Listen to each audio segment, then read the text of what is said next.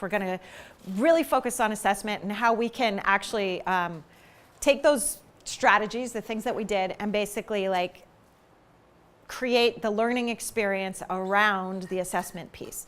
So here we've got some theater standards. And at any point, we were doing these things. We were generating artistic ideas. We were organizing and developing those artistic ideas. And we were refining our work through play, drama process, basically.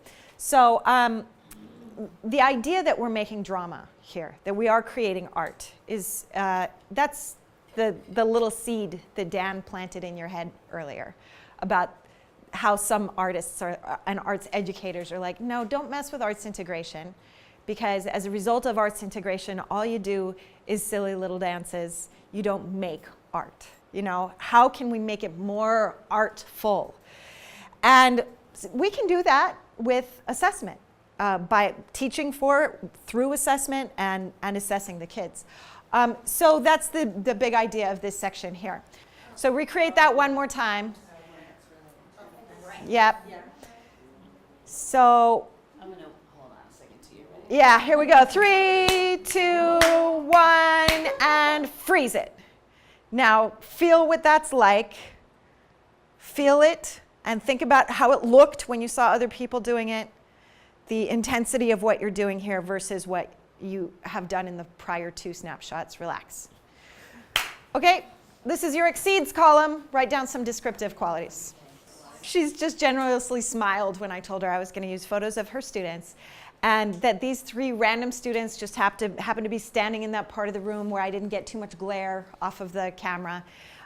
So these are really 3 random students. So I'm going to ask you guys to work with student A right here. Okay. Really focus on student A. You can work on student B, and you can work over there on student C. Okay? So here's your job right here, to go ahead and score them according to the rubric. Are they developing? Are they meeting? Are they exceeding?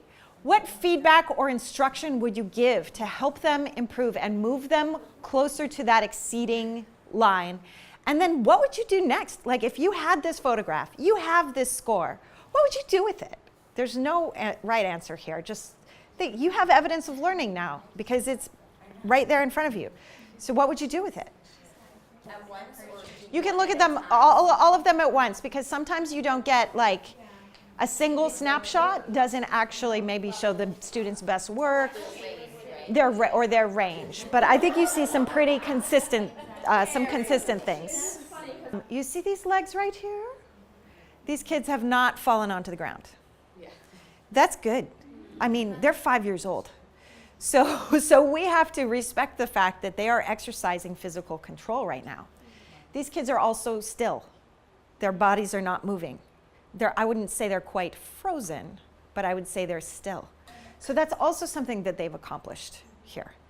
And so I think those are things that go down the meets column. You know, if you can be still and you can have physical control enough to not fall flat on the ground, then you are on the right path. You know, you are definitely meeting my expectations for where we're at right now.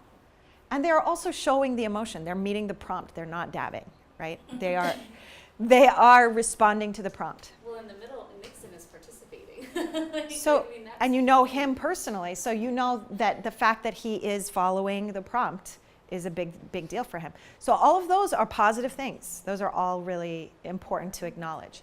He wasn't under the table. Yeah. Fantastic. So, so then student A, what did you guys say for student A? Where's she at? Well, now I feel bad.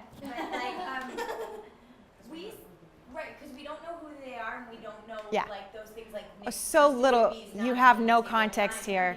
So we said And I'm not even going to have Piper share all the context because it could take all day. right, and I So- know Cora, so like Right.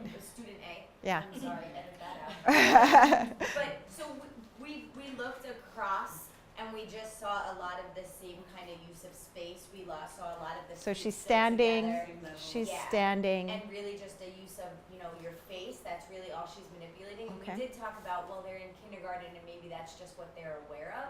Uh-huh. But because of that, we did say she's developing, not in a bad way, but she's developing her understanding of what arts integration is. Or what full body Right, expression yeah. means. Because we do see facial expression. Right. Yeah. And on that one picture, she actually separated. And that to me is really where art instruction, generally speaking, the families and the tests are not concerned with how kids are performing in the arts. You and the kids should be concerned with that. And so it's about making sure that you're giving them the tools to be creative, to have aesthetic quality in their work. And it's between you and the kids, for the most part. You might have a few parents who are like, I thought my kid was going to be an artist. Maybe. But really, it's between you and the kids. So that's your information, right? I just think that rubrics are really to help you provide instruction. And if you do want to give, did any of you talk about how you would use either this rubric or this rating or this photograph as within your practice? The other thing that I wanted to kind of point out is this idea of student-involved assessment. So the idea that I could easily, with that group of 5-year-olds, I could at this point, they've done a lot of snapshots. And I could say, what makes a quality snapshot? And if they're like, I don't know, then I could show them. Let me give you 2 examples. This is snapshot A, I'm eating ice cream. And snapshot B, I'm eating ice cream. What is the difference?